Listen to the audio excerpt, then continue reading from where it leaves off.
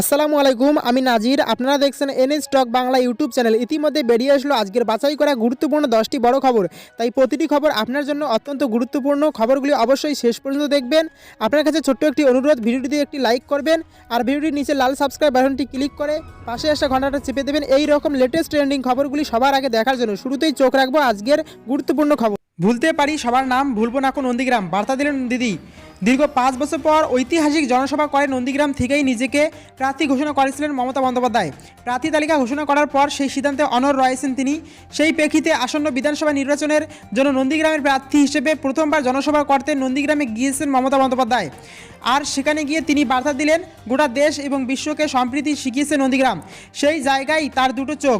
একই সঙ্গে বার্তা দিয়ে মমতা বন্দ্যোপাধ্যায় স্লোগান তোলেন, ভুলতে পারি সবার নাম, ভুলবো না কোন নন্দীগ্রাম। এদিন জনসভার শুরুতে সম্প্রীতির বার্তা দেন মুখ্যমন্ত্রী মমতা বন্দ্যোপাধ্যায়। তিনি বলেন, এখানে এসে কেউ কেউ বলছে 70 থেকে 30 এর কথা, কিন্তু মনে রাখতে হবে পুরো 100%ই তৃণমূল। মমতা বন্দ্যোপাধ্যায়ের কথায় মানুষে মানুষে ভাগাভাগি হয় না। এই প্রেক্ষিতে মমতা স্পষ্ট করেছেন যে তিনি কেন নন্দীগ্রামে প্রার্থী হয়েছেন। তিনি বলেছেন, ভবানীপুর তার নিজের কেন্দ্র ছিল, সবটাই হাতের মুঠোয় ছিল, কিন্তু তাও তিনি এখানে এসে প্রার্থী হয়েছেন। তার কারণ, যেদিন তিনি নন্দীগ্রামে জনসভা করতে এসে জিজ্ঞেস করেন যে এখানে প্রার্থী হলে কেমন হয়, সেদিন সকলে যে উন্মাদন এবং উদ্দীপনায় দেখিয়েছিল, সেই সাহসের উপর ভিত্তি করেই নন্দীগ্রামের প্রার্থী রয়েছেন তিনি। মমতা আরও বলেন, তিনি গ্রামের মেয়ে এবং গ্রামের জন্য তার ভালোবাসা রয়েছে। তিনি ভেবেছিলেন সিঙ্গুর বা নন্দীগ্রাম কোনো এক জায়গা থেকে দাঁড়াবেন, কারণ দুটোই আন্দোলনের পীঠস্থান। অবশেষে তিনি নন্দীগ্রাম থেকে দাঁড়িয়েছেন। সূত্রের খবর, দ্বিতীয় দফার নির্বাচন রয়েছে নন্দীগ্রামে। সেই প্রেক্ষিতেই নন্দীগ্রাম সফর থেকে বুধবার হলদিয়া মহকুমা শাসকের দপ্তরে গিয়ে মনোনয়ন জমা দেবেন তৃণমূল কংগ্রেস সুপ্রিমো মমতা বন্দ্যোপাধ্যায়। এর পাশাপাশি তিনি জনসভা থেকে জানিয়ে দিয়েছেন আগামী কয়েকদিনের মধ্যেই এখানে দুটি র্যালি করতে চলেছেন তিনি। তবে সেই দুটি র্যালি কবে হবে সে ব্যাপারে পরবর্তী সময় জানিয়ে দেবেন। এবার চোখ রাখবো পরবর্তী গুরুত্বপূর্ণ খবরে। মেয়াদ শেষের আগেই ইস্তফা মুখ্যমন্ত্রীর। ইতিহাস গড়তে পারলেন না উত্তরাখণ্ডের বিজেপি মুখ্যমন্ত্রী ত্রিবেন্দু সিংহ রাওয়াত। দলীয় বিধায়কদের বিদ্রোহের মুখে মেয়াদ শেষ হওয়ার আগেই মুখ্যমন্ত্রী পদে ইস্তফা দিলেন। মঙ্গলবার বিকেল 4টা নাগাদ রাজভবনে গিয়ে রাজ্যপাল বেবি রানী মৌজের সঙ্গে দেখা করে ইস্তফাপত্র তুলে দেন তিনি। ইস্তফা গ্রহণ করলেও নতুন মুখ্যমন্ত্রীর শপথ না নেওয়া পর্যন্ত ত্রিবেন্দু সিংহ রাওয়াতকেই তদারকি মুখ্যমন্ত্রী হিসেবে কাজ চালিয়ে যাওয়ার নির্দেশ দিয়েছে রাজ্যপাল। নতুন মুখ্যমন্ত্রী বেছে নিতে বুধবার সকাল 11টার সময় বিজেপি বিধায়কদের বৈঠক ডাকা হয়েছে। ছোট গ্রামের ছেলে, কখনোই ভাবিনি মুখ্যমন্ত্রী হব। রাজ্যের মুখ্যমন্ত্রী হওয়া আমার কাছে পরম সৌভাগ্য। দলের শীর্ষ নেতৃত্ব আমাকে যে দায়িত্ব দিয়েছিলেন আমি তা পালনের চেষ্টা করেছি। দলের কাছে আমি কৃতজ্ঞ। এখন অন্য কারো সুযোগ মেলা উচিত। রাজ্যবাসীকে অনেক অনেক ধন্যবাদ জানাচ্ছি। 2017 সালের বিধানসভা ভোটে কংগ্রেস সরকারকে হটিয়ে রাজ্যের ফের ক্ষমতায় বিজেপি। রাজনৈতিক পর্যবেক্ষকদের চমকে দিয়ে অপরিচিত মুখ ত্রিবেন্দু সিং রাওয়াতকে পাহাড়ি রাজ্যের মুখ্যমন্ত্রী পদে বেছে নিয়েছিল বিজেপি শীর্ষ নেতৃত্ব। কিন্তু গত কয়েক মাস ধরে মুখ্যমন্ত্রীর বিরুদ্ধে বিজেপি বিধায়ক ও মন্ত্রীদের ক্ষোভ বাড়ছিল। ত্রিবেন্দু সিং রাওয়াতকে সরিয়ে দেওয়ার আর্জি জানিয়ে দলের শীর্ষ নেতৃত্বের পাশাপাশি আরএসএসের পদাধিকারীদের কাছেও দাবি জানিয়েছিলেন বিক্ষুব্ধ বিজেপি বিধায়ক মন্ত্রীরা। শেষ পর্যন্ত বিক্ষুব্ধদের দাবির কাছে মাথা নত করে সোমবারই মুখ্যমন্ত্রী ত্রিবেন্দু সিং রাওয়াতকে দিল্লি তলব করেছিল বিজেপির সর্বভারতীয় সভাপতি জেপি নাড্ডা। দিল্লি পৌঁছে গিয়ে দলের সর্বভারতীয় সভাপতির সঙ্গে বৈঠক করেন ত্রিবেন্দু সিং রাওয়াত। ওই বৈঠকেই মুখ্যমন্ত্রী পদ থেকে সরে দাঁড়ানোর নির্দেশ দেন নাড্ডা। সেই নির্দেশ পেয়েই এদিন রাজ্যে ফিরে রাজ্যপালের সঙ্গে দেখা করার সময় চান উত্তরাখণ্ডের মুখ্যমন্ত্রী। তখনই জল্পনা ছড়ায় ইস্তফা দেওয়ার জন্যই রাজ্যপালের সঙ্গে দেখা করার সময় চেয়েছেন রাওয়াত। সেই জল্পনাই শেষ পর্যন্ত সত্যি হলো। এবার চোখ রাখবো পরবর্তী গুরুত্বপূর্ণ খবরে। জয় শ্রীরাম ধ্বনি নিয়ে বড় সিদ্ধান্ত শীর্ষ আদালতের। জয় শ্রীরাম ধ্বনি নিয়ে এবার বড় সিদ্ধান্ত নিল সুপ্রিম কোর্ট। বঙ্গে বিধানসভা ভোটের দামামা বেজে গিয়েছে। এদিকে এই ভোটের প্রচারে যাতে জয় শ্রীরাম ধ্বনির উপর যাতে নিষেধাজ্ঞা জারি করা হয় সেজন্য শীর্ষ আদালতে আর্জি জানিয়েছিলেন মনোহর লাল শর্মা নামের এক আইনজীবী। তবে মঙ্গলবার এই আর্জি খারিজ করে দিল সুপ্রিম কোর্ট। প্রধান বিচারপতি এস.এ. বোবদের নেতৃত্বাধীন ডিভিশন বেঞ্চ জানায়, ধর্মের ভিত্তিতে নির্বাচনী পিটিশন হিসেবে হাইকোর্টের দ্বারস্থ হওয়া যায়। এবার চোখ রাখবো পরবর্তী গুরুত্বপূর্ণ খবরে। বিজেপি সিপিএম ছেড়ে তৃণমূলে যোগদান। খানিকটা যেন উলট পুরাণ। যেখানে গোটা রাজ্যে ঘাসফুল ছেড়ে পদ্ম শিবিরে যাওয়ার পালা চলছে, সেখানে বিজেপি ও সিপিএম ছেড়ে তৃণমূল কংগ্রেসে যোগদান চলল গলসিতে। দলের টিকিট না পেয়ে বিজেপিতে যাচ্ছেন শাসক দলের নেতারা। কেউ আবার ঘাসফুলের টিকিট পেয়েও বিজেপিতে যাচ্ছেন। কিন্তু গলসিতে তৃণমূলে যোগদান করলেন বিজেপি ও সিপিএমের বেশ কয়েকজন নেতাকর্মী।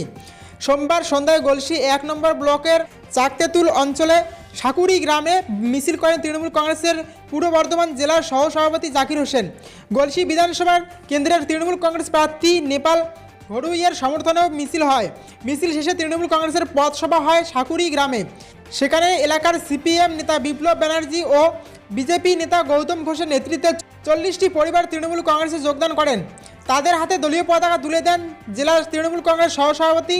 রাজ্য জুড়ে মমতা ব্যানার্জি যা উন্নয়ন করেছেন তা আজ পর্যন্ত কেউ করতে পারেননি। আর সেই উন্নয়ন যজ্ঞে সামিল হতেই তারা তাদের কর্মীদের নিয়ে তৃণমূলে যোগদান করেছেন।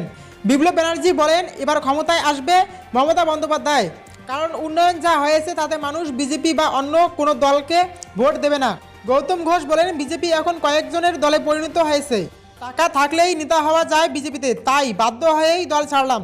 তৃণমূলে কথা বলা যায় যা বিজেপিতে নেই।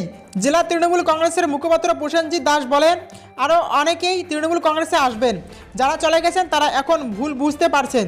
জেলা বিজেপি যুব মোর্চা সভাপতি শুভম নিয়োগী বলেন, রাজ্যে ক্ষমতায় আসছে তৃণমূল, এ নিয়ে কোনো সংশয় নেই। যদি কেউ যায় তাহলে সে ভুল বুঝতে পারবে। তবে এই ব্যাপারে সিপিএম নেতারা কিছু বলতে অস্বীকার করেন। এবার চোখ রাখবো পরবর্তী গুরুত্বপূর্ণ খবরে। ঘনিষ্ঠের নাম জড়ালো 22 লক্ষ টাকা প্রতারণার দায়ে বড়সড় অস্বস্তিতে মুকুল রায়। কিছুদিন আগে কলকাতার রাস্তায় নিজের গাড়ি থেকে গ্রেপ্তার করা হয় মুকুল রায়ের খান্না অফিসের বাড়ির মালিক শরৎ সিংকে। তাকে স্থানীয় থানায় নিয়ে না গিয়ে সরাসরি লালবাজারে নিয়ে যাওয়া হয়। সেখান থেকে জানানো হয় যে 2011 সালে এক ব্যক্তিকে শেয়ার কেনা সংক্রান্ত পরামর্শ দেন অভিযুক্ত শরৎ সিং। সেই পরামর্শ শুনে শেয়ার কিনে বিপুল ক্ষতির সম্মুখীন হন ওই ব্যক্তি। তাই তার করা অভিযোগের ভিত্তিতে গ্রেপ্তার করা হয়েছে শরৎ সিংকে, যা নিয়ে রীতিমতো হইচই পড়ে যায় রাজ্য রাজনীতিতে। রাজনৈতিক প্রতিহিংসার অভিযোগ আনে বিজেপি, এমনকি রাজ্যপালের সঙ্গে দেখা করে রাজ্যের এই পরিস্থিতি তুলে ধরে এখানে রাষ্ট্রপতি শাসনের দাবিও জানানো হবে বলে জানানো হয়। সেই একই মামলাতে এবার নতুন মোড়। শরৎ সিংয়ের নামে এবার 20 থেকে 22 লক্ষ টাকা আত্মসাতের অভিযোগ এলো। যদিও প্রথম দিন এই তথ্য জানানো হয়নি, কিন্তু এখন জানা যাচ্ছে শেয়ার কেনা বেচার নাম করে শরৎ সিংহ নাকি ওই ব্যক্তির প্রায় 22 লক্ষ টাকা আত্মসাৎ করেছেন। আর তাই প্রতারণার মামলা তদন্তে নেমে খোদ লালবাজার।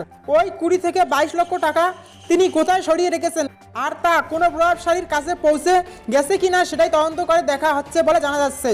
যদিও নাম প্রকাশে অনিচ্ছুক এক বিজেপি নেতার বক্তব্য, বিজেপিতে যোগ দেওয়ার পর মুকুল রায় বারবার বলে এসেছেন সরকারের বিরোধিতা করলেই মিথ্যে মামলা ফাঁসানো হচ্ছে। শরৎ সিংয়ের গ্রেপ্তার তার জ্বলন্ত উদাহরণ। কোথাও কিছু নেই, 2011 সালের ঘটনা নিয়ে এতদিনের ঘুম ভাঙলো। আসলে শরৎ সিংয়ের মাধ্যমে মুকুল রায়কে জড়িয়ে দেওয়ার চেষ্টা চলছে। মুকুল রায়কে রাজ্য সরকার ভয় পেতে শুরু করেছে, কিন্তু এইভাবে গণতন্ত্রের কণ্ঠরোধ করে বেশি দিন রাখতে পারবে না বর্তমান রাজ্য। এবার চোখ রাখবো পরবর্তী গুরুত্বপূর্ণ খবরে। বিজেপিতে যোগ দেওয়ার জল্পনার মাঝে মুখ খুললেন তৃণমূল সাংসদ দীপক অধিকারী তথা দেব। নির্বাচনী নির্ঘণ্ট ঘোষণা হওয়ার আগে থেকেই তৃণমূলের ভাঙন দেখা গিয়েছে। একের পর এক তৃণমূল নেতা, বিধায়ক, মন্ত্রী, সাংসদরা দলে দলে যোগ দিয়েছেন বিজেপিতে। মাঝে কয়েকদিন এই দলবদলের পালা বন্ধ ছিল, কিন্তু আবারও দলবদলের রাজনীতি শুরু হয়েছে বাংলায়। আরেকদিকে টলিউডের নামি দামি অভিনেতা অভিনেত্রীরাও রাজনীতির ময়দানে নামছেন। ইতিমধ্যে সায়ন্তিকা, সায়নী, রাজ চক্রবর্তী, জুন মালিয়া, কাঞ্চন মল্লিক, লাভলি মিত্র, অদিতি মুন্সির মতো তারকারা তৃণমূলের নাম লিখিয়েছিলেন।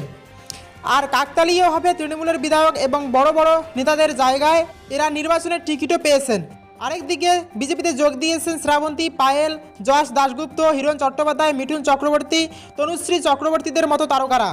যদিও বিজেপির তরফ থেকে এদের কাউকেই এখনও 21 নির্বাচনের টিকিট দেওয়া হয়নি। আর সবথেকে বড় বিষয় হলো বিজেপির এখনও সব প্রার্থীর নাম ঘোষণা হয়নি। টলিউডের তারকাদের একে একে বিজেপিতে যোগদানের পর জল্পনা উঠেছিল যে তৃণমূলের সাংসদ দীপক অধিকারী দেব নাকি বিজেপিতে যোগ দিচ্ছেন। রাজ্যের রাজনৈতিক মহলে প্রশ্ন উঠছিল যে তাহলে সত্যি কি হাওয়ায় নিজেকে ভাসিয়ে দেবেন দেব। শোনা যাচ্ছিল যে নির্বাচনের ঠিক আগে বিজেপিতে যোগ দিচ্ছেন দেব। তবে এবার বিজেপিতে যোগ দেওয়া নিয়ে নিজেই মুখ খুললেন তৃণমূল সাংসদ দীপক অধিকারী। জানান, আমিও শুনেছি যে আমি নাকি বিজেপিতে যোগ দিচ্ছি, কিন্তু এটা সত্য নয়। ইচ্ছে করে এই খবর ছড়ানো হচ্ছে। আমার রাজনীতিতে তেমন কোনো উচ্চাকাঙ্ক্ষা নেই। আমি দিদিকে দেখে রাজনীতিতে এসেছি।